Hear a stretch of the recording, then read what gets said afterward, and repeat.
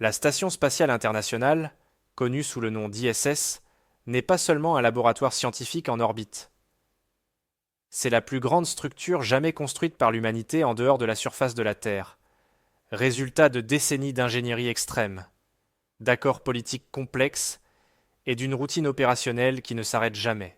Orbitant à environ 400 km d'altitude, la ISS fait un tour complet de la planète toutes les 90 minutes.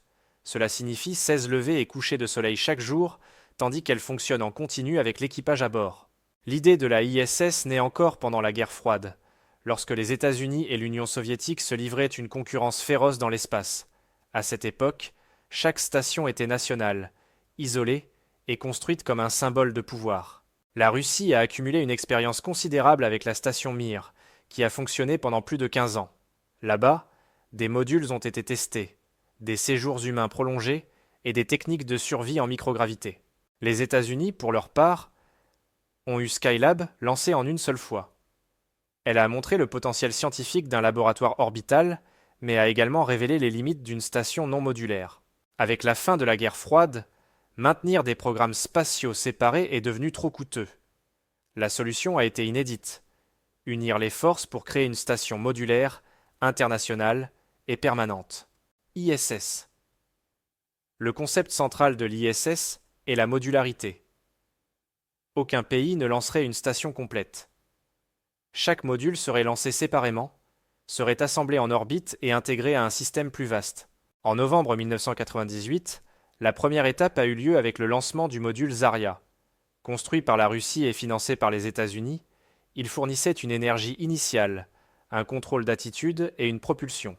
Quelques semaines plus tard, le module Unity est connecté. Il fonctionne comme un nœud de connexion, permettant à d'autres modules d'être reliés à la structure principale.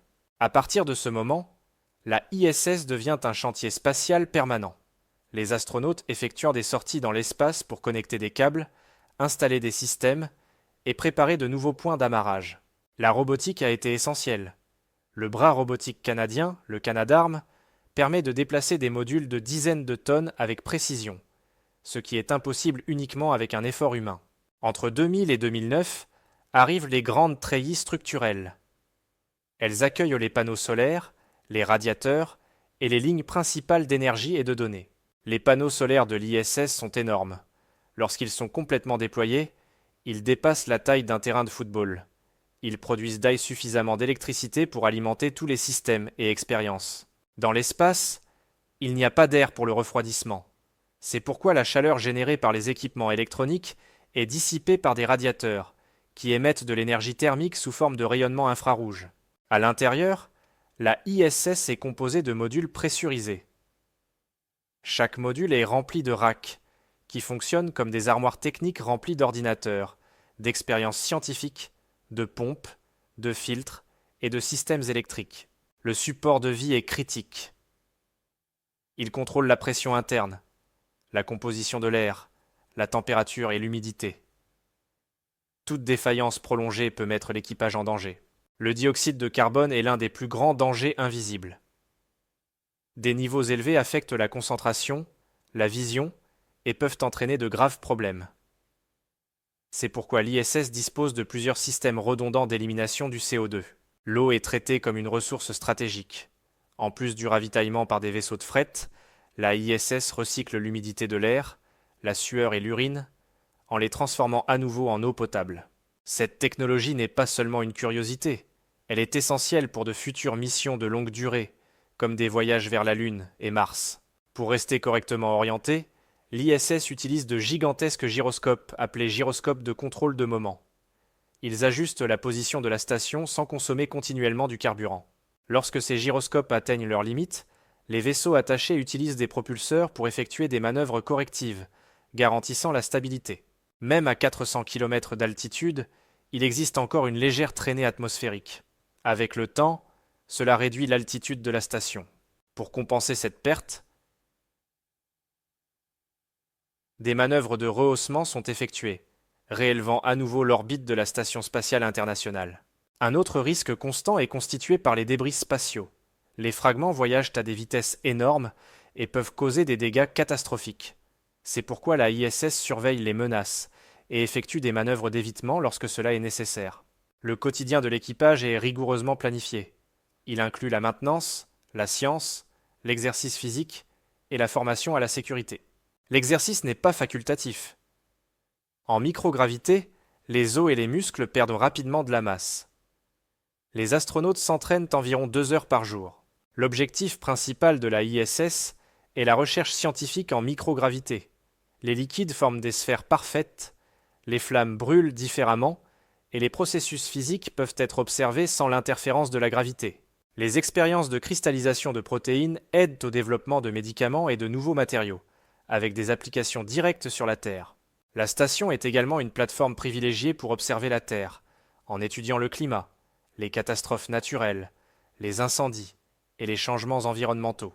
L'exploitation de la ISS implique des centres de contrôle dans plusieurs pays. Tout est coordonné avec des protocoles stricts, des langues standardisées et des prises de décision conjointes. Qui finance la ISS? Elle est principalement soutenue par les États-Unis, la Russie, l'Europe via l'ESA, le Japon et le Canada. Chaque partenaire contribue par des modules, de la technologie, des lancements ou de la logistique. La logistique est vitale. La nourriture, les pièces, l'oxygène et les nouvelles expériences arrivent par des navires de fret. Sans approvisionnement constant, la station ne survit tout simplement pas.